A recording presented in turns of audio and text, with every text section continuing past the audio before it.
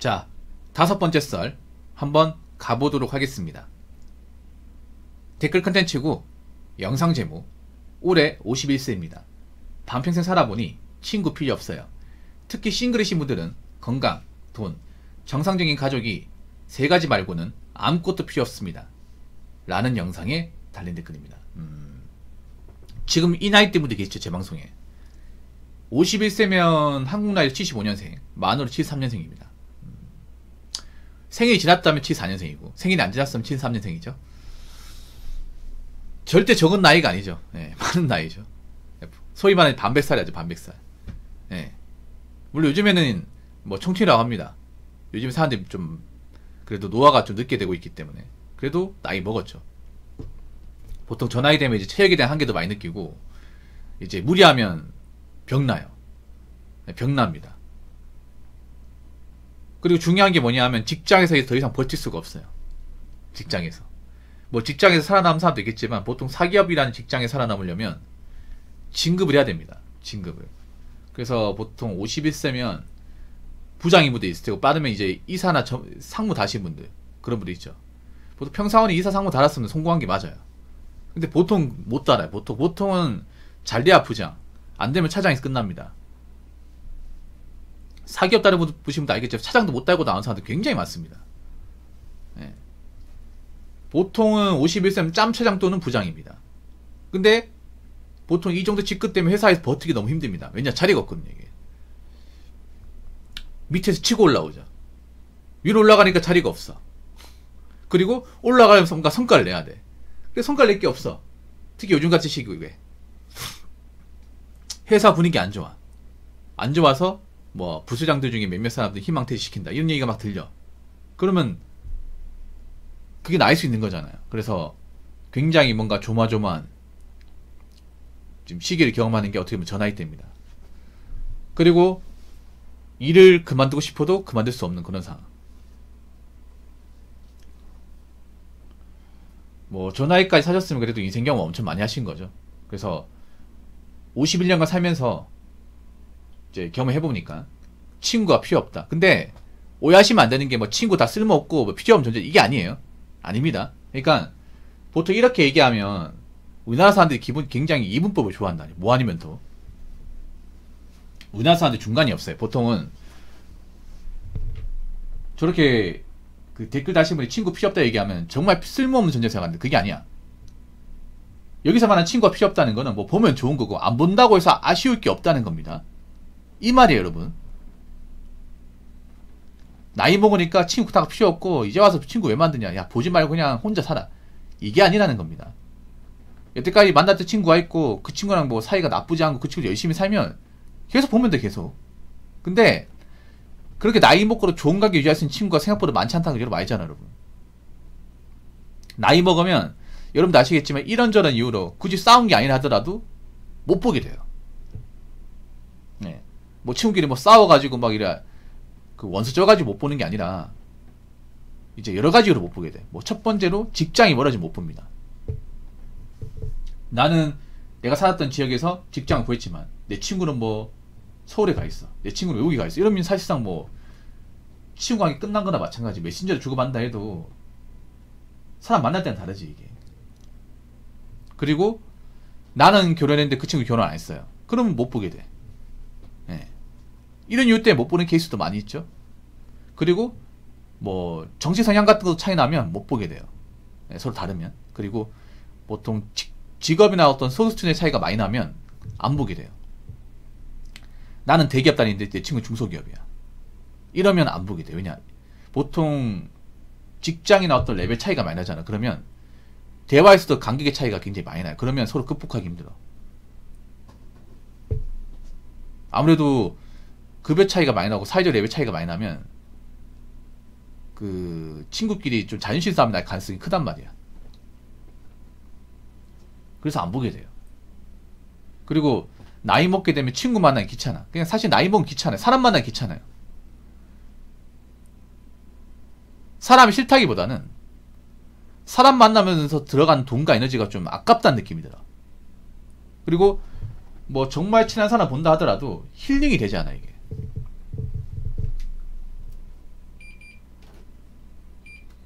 내가 그래도 그 큰맘 먹고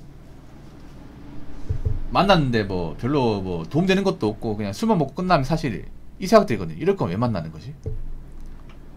그 생각 들거든요. 아, 이 돈과 시간이면 차라리 그냥 나한테 시간 쓸 걸 아깝다는 생각 드는 말이에요.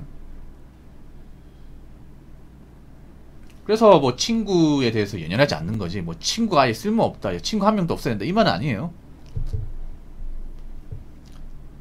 특히 싱글이신 분들은 건강, 돈, 정상적인 가족, 이 세 가지 말고는 아무것도 필요 없습니다. 이게 중요한 게 있어요. 뭐 건강, 돈 중요한 건 아시죠, 여러분? 이건 뭐 말할 것도 없어요.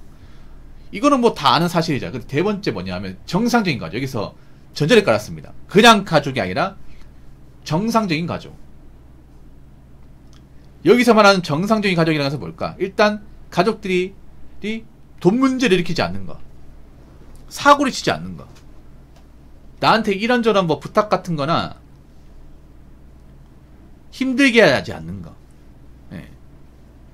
그리고 부모님이 능력이, 가족들 다 능력 있어가지고 뭐 신세를 지지 않는 거.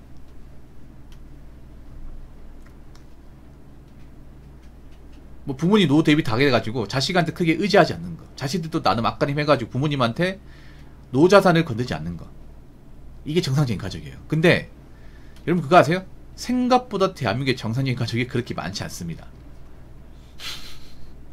이상하게 대한민국 가족사를 보면 꼭 가족 안에 빌런들이 꼭 있더라고요. 그 빌런이 내가 될 수 있고 내 형제가 될 수 있고 내 부모가 될 수 있어요. 이게. 그래서 제가 그동안 그런 사연 많이 받았습니다. 가족이 빌런이라 가지고 가족이 앞가림 못해서 이제 남은 한 명이 뒤치락거리 하는데 너무 지친다. 이게 평생 이러고 살아야 되냐 뭐 이런 것들. 가족이 사고치면 딴 사람 메꾸고 사람 안 바뀐다. 어떻게 하면 좋겠냐, 이런 사연도 많이 받았단 말이에요.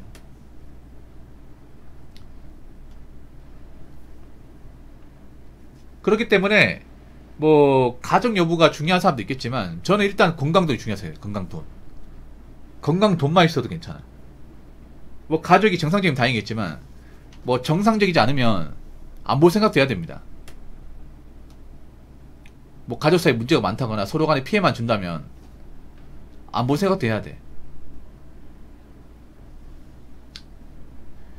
자, 댓글 한번 읽어보도록 하겠습니다. 각자 안정적이고 편할 때 친구지, 그렇지 못하면 친구도 불편하고 남이고 피하게 됩니다. 먹고 사는 게 영 어렵다. 그럼 친구들도 알아서 거리두기 하더라고요. 이 첫 번째 문장이 인상 깊죠? 각자 안정적이고 편할 때 친구다. 네, 맞아요. 여러분, 제가 여러 번 얘기했잖아요. 기본적으로 앞가림이 왜 중요하냐면 앞가림 해야 내가 누구한테 필요 안 준단 말이에요. 왜냐, 내가 내 역할을 하니까 아쉬울 게 없잖아.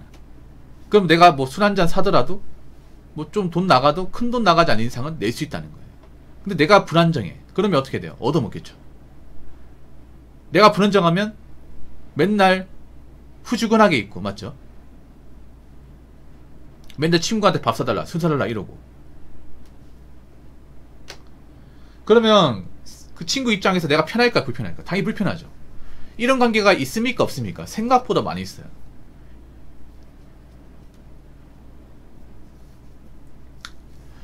예전에 고민 사연 중에 기억나는 게 있습니다. 예. 그 대전 사는 분인데 그분이 횟집을 하시거든요. 지금 안 들어오시는데 그분이 그 친구분이 문제가 있어. 예전에 사연을 보냈는데 그분은 굉장히 성실하게 살았습니다. 사연자분은 쉬어본 적이 없어.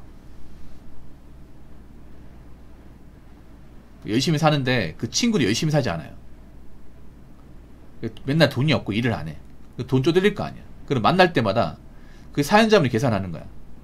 PC방과 PC방이 내주고 PC방 들어가서 이제 뭐 음료수나 이제 간식거리 같은 거 이런 거 다 내는 거예요. 거기다 술까지 사줘. 만날 때마다 몇 년간 한 번도 빠지지 않고 사주는 거야.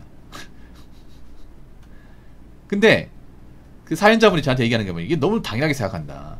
아니 나는 그 친구한테 뭐 크게 바라는 건 없지. 그래 적어도 좀 미안할 줄 알고 그렇게 좀 받으면 열심히 살고 그래야 되는데 얘는 바뀌는 게 없고 맨날 나한테 얻어먹는다. 그런 말 해요. 제가 그분한테 뭐라 얘기했는지 아세요? 앞으로 안 바뀔 거다. 그러면 님은 그 사람들 가족도 못 바꾸는 거를 왜 제3자 친구인 님이 그걸 바꾸려고 하냐. 나이 한참 먹었는데. 님도 나이가 30이고 그 정도 나이 먹었으면 이제 사람은 크게 바뀌지 않는다.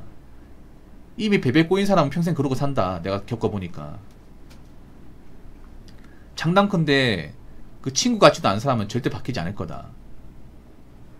이미 오히려 바뀌겠지라고 생각하고 해주는 것 자체가 문제다. 자꾸 당해해주니까 그 사람 고마움 모르는 거고,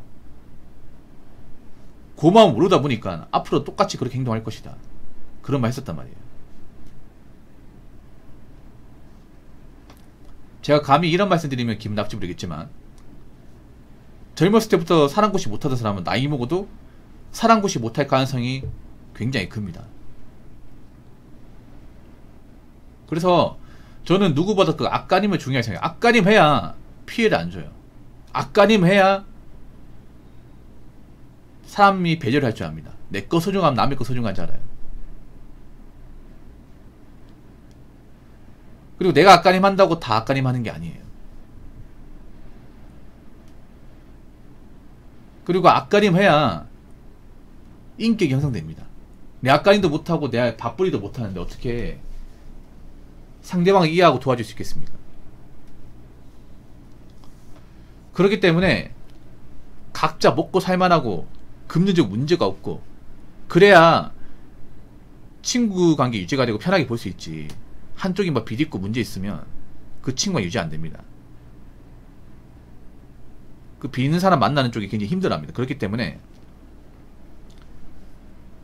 일단 아무리 친구가 좋다 하더라도 한쪽이 문제 있고 이러면 언젠가는 끝납니다. 무조건 끝나요. 그래서 뭐 여러분 친구 중에 뭐 비리고 앞가림 못하고 그런 사람이 있으면 웬만하면 거리 두세요. 괜히 같이 있다가 피해 볼 수 있습니다. 자, 이상으로 5번째 썰 마치도록 하겠습니다.